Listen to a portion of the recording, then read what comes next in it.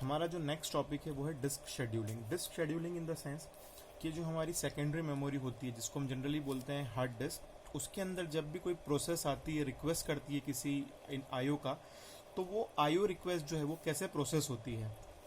तो उसके पहले हम लोग देखते हैं कि हमारा जो सेकेंडरी मेमोरी है, जो हमारी डिस्क है, उसका आर्किटेक्चर कैसा है। ठीक है, तो जनरली जो हमारी हार्ड डिस्क है, it is a collection of a platter. Platter जो है एक सर्कुलर डिस्क है, एक मैग्नेटिक डिस्क है, जिसको हम लोग क्या बोलते हैं, प्लेटर। इस प्लेटर के अंदर क्या होता है, this platter is divided into number of tracks. ये जो है नंबर ऑफ ट्रैक्स है। जनरली कभी आपने कोई ऑप्टिकल डिस्क देखी होगी, तो ऑप्टिकल डिस्क जो है आप समझ सकते हैं, optical disk is just like our platter. और उस प्लेटर के अंदर, हर प्लेटर के अंदर क्या होते हैं, it is divided into number of tracks. और हर ट्रैक जो है वो अगेन डिवाइडेड होता है, जो स्मॉलेस्ट यूनिट है हमारी सेकेंडरी मेमोरी के अंदर जहां पे डेटा स्टोर होता है, दैट इज कॉल्ड सेक्टर। तो जो हमारी सेकेंडरी मेमोरी है, it's an collection of platter. ये आप डायग्राम में देख रहे होंगे यहाँ पे, जैसे ये प्लेटर नंबर 1 है, प्लेटर नंबर 2 है, प्लेटर नंबर 3 है। तो ऐसे n नंबर ऑफ प्लेटर्स हमारी हार्ड डिस्क के अंदर होते हैं। ये जो प्लेटर्स हैं, ये एक स्पिंडल आर्म के थ्रू या स्पिंडल मोटर के थ्रू क्या होते हैं, कनेक्टेड होते हैं। जैसे आप यहाँ डायग्राम में भी देखेंगे, एक स्पिंडल लगा रखा है हमने, और जिसके थ्रू क्या है, ये पूरा का पूरा प्लेटर अटैच है। तो ऐसे n नंबर ऑफ प्लेटर्स हैं, और हर एक प्लेटर की 2 लेयर होती है, अपर एंड लोअर लेयर, जहां पे दोनों साइड पे डेटा को हम क्या करते हैं, दो डेटा को राइट करते हैं। हर प्लेटर के साथ एसोसिएटेड एक आर्म होता है जिसको हम लोग बोलते हैं रीड एंड राइट हेड। ये देखिए, रीड एंड राइट हेड। तो यहाँ पे जैसे 3 प्लेटर्स हैं, तो हर प्लेटर के साथ क्या है, यहाँ पर एक रीड और एक राइट हेड है, जो क्या करता है, डेटा को एक्सेस करता है। जब भी हमें किसी डेटा को किसी भी सेक्टर से या किसी भी प्लेटर से डेटा को एक्सेस करना है, तो ये जो हमारा रीड राइट हेड है, हर प्लेटर का एक अपना एक रीड राइट हेड होता है, और वो रीड राइट हेड क्या करता है, मूवमेंट्स करके क्या करता है, हमारे डेटा को एक्सेस करता है। ठीक है, अब जब हम बात करते हैं डिस्क शेड्यूलिंग की, तो what do you mean by disk scheduling. तो in disk scheduling it is done by operating system to schedule IO request arriving for the disk. आप ये समझ सकते हैं, जैसे हमने प्रोसेस शेड्यूलिंग में देखा था, सीपीयू शेड्यूलिंग में देखा था कि मल्टीपल प्रोसेसेस सिस्टम के अंदर आती है और सीपीयू उनको हैंडल करता है। वैसे ही क्या होता है, हर प्रोसेस जब हम एक मल्टी प्रोसेस सिस्टम की बात करते हैं, जहाँ पे मल्टीपल प्रोसेस सिस्टम्स के अंदर आती हैं, तो मल्टीपल प्रोसेस क्या करती हैं, आईओ को रिक्वेस्ट करती हैं। और ये जो आईओ है, इनपुट आउटपुट, जो उनको फाइल्स को रीड करना है, तो ये हमारी फाइल्स कहाँ पर हैं, डिस्क के अंदर हैं। तो जब एक साथ बहुत सारी रिक्वेस्ट आती हैं, तो उन रिक्वेस्ट को कैसे फुलफिल करना, कैसे पूरा करना, वो काम होता है हमारा डिस्क शेड्यूलिंग का।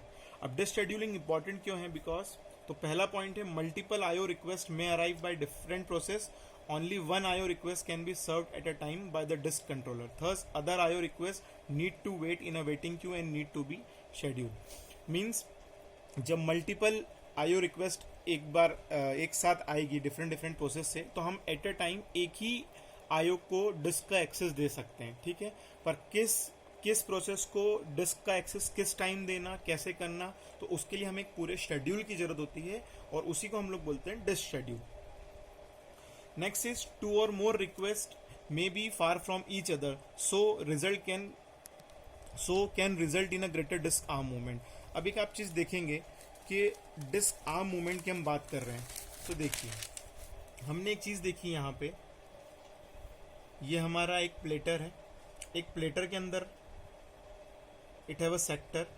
तो जो हमारा रीड राइट हेड जो है, जो हमने यहाँ पर जो रीड राइट जो हेड बोले हैं, ये रीड राइट हेड डेटा को रीड करने के लिए एक पोजीशन से दूसरी पोजीशन पे सेक्टर्स तक, ट्रैक्स तक जाते हैं।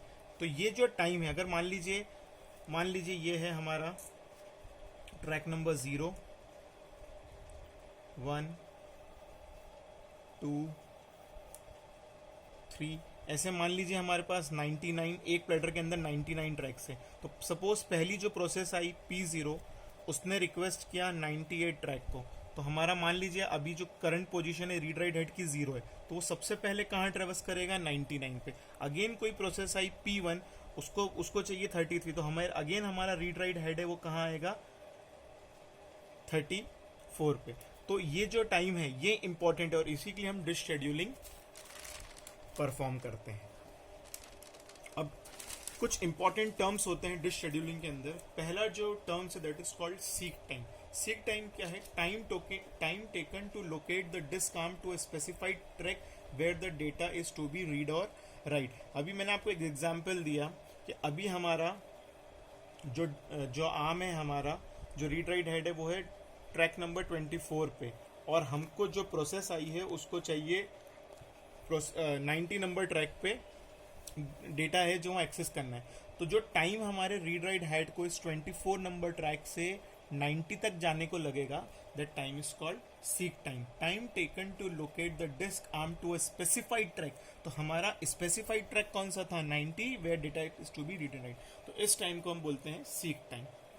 सेकेंड इंपॉर्टेंट टाइम जो होता है इसके अंदर, rotational latency.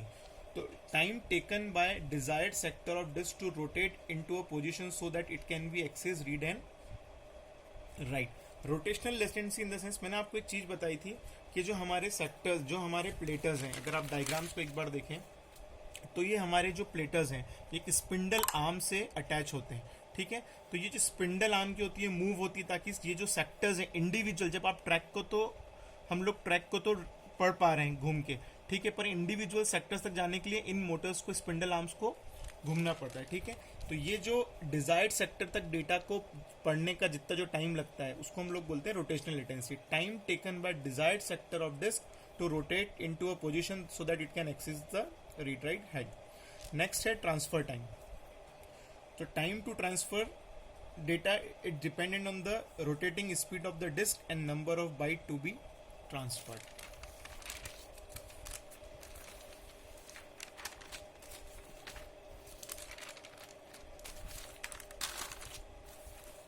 Next important time है हमारा डिस्क एक्सेस टाइम। तो डिस्क एक्सेस टाइम क्या होता है? Seek time plus rotational latency plus transfer time. Next है हमारा डिस्क